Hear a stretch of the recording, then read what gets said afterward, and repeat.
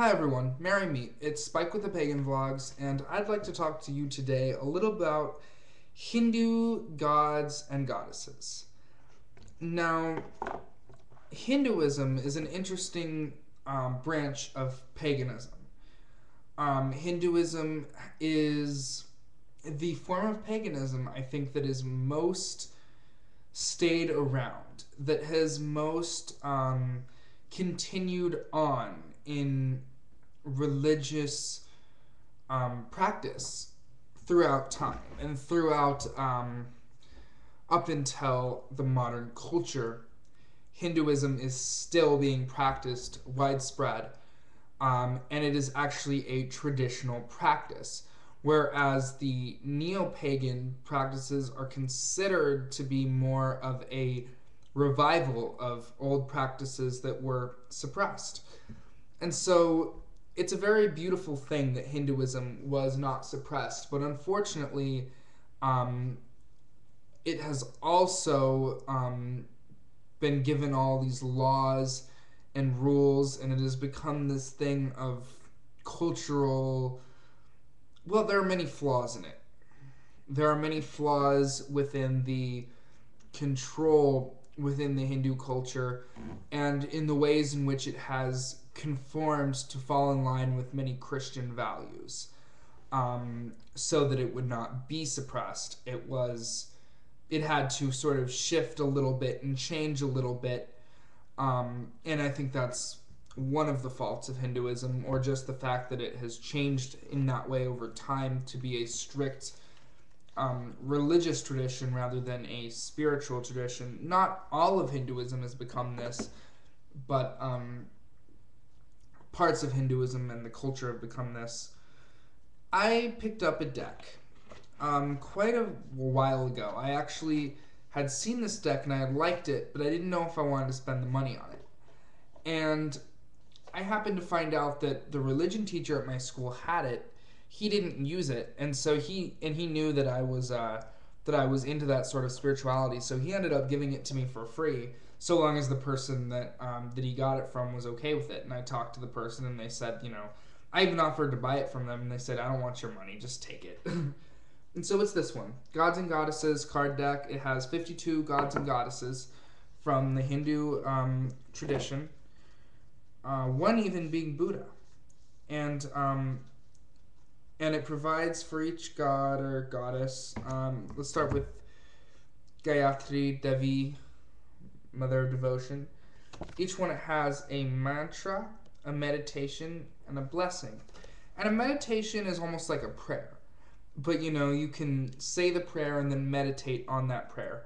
The mantra is supposed to be almost like a way in the Hindu culture of invoking a god or goddess, or to ask for their blessing. And the blessings here is basically telling you what to work with these gods for, or goddesses for. For this one, it says peace of mind, spiritual knowledge, greater concentration, and ability to please all of the gods. Keep in mind, this is from a very Hindu perspective. So it does not assume that you are a person who is dabbling in Hinduism. It assumes you are a Hindu. And I would say that I am a Hindu. I am a Hindu. I am a shaman. I am a asatru. I am a practicer of the Celtic paganism. I am a Wiccan. I am a pagan. But you do get what I'm getting at. I'm kind of I honor all traditions. And some people might say that they're not compatible, but you know what? That's just how I feel, and that's how I feel that I choose to practice. So yes, I've come to the conclusion that yes, I am a Hindu, but I'm also many other things. I'm not a follower of any books, but I am a follower of the rich tradition and of the deities. But it assumes that you are solely a Hindu and that you are into the Hindu religion, and you have to keep that in mind when working with these cards. They can be used for divination, but that is not their purpose. One reason being that each side tells you what the card is. So it's not like there is a backing, so it is not intended for divinatory use. But I like to sometimes shuffle the deck.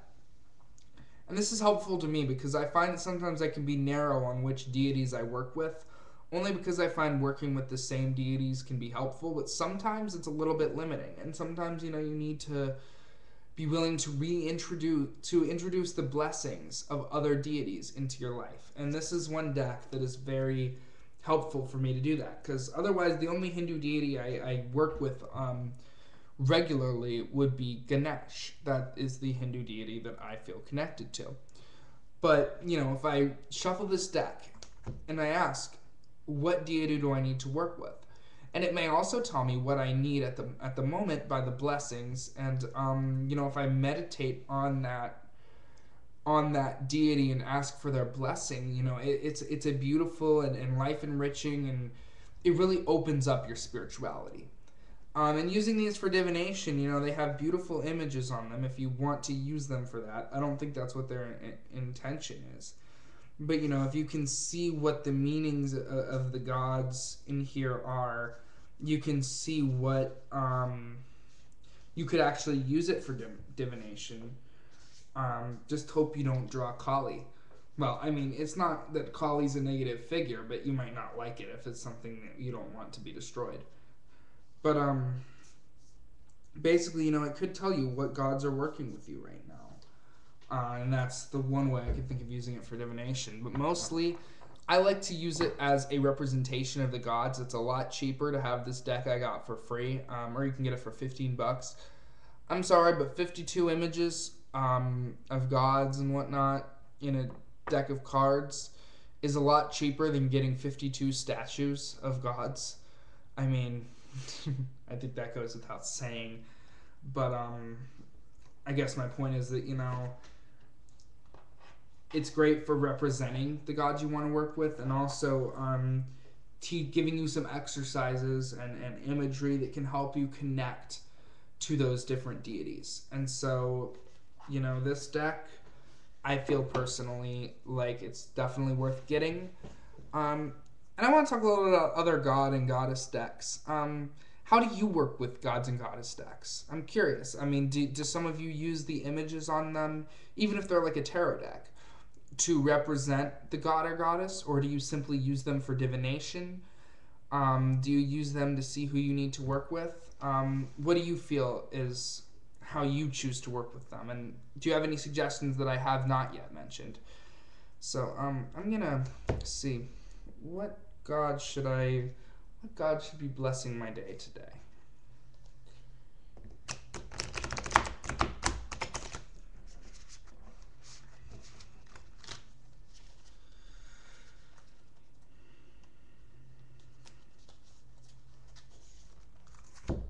The Buddha, who I mentioned earlier, the Lord of Compassion. I feel him blessing my life lately with nonviolence, attainment of nirvana, detachment from worldly temptations, and readiness and ability to pass knowledge on to others. So I will consider this. I will keep this card separated throughout the day, and I will consider the teachings that the Buddha would have for me and what that would mean in my life. I think it's wonderful I pulled that card.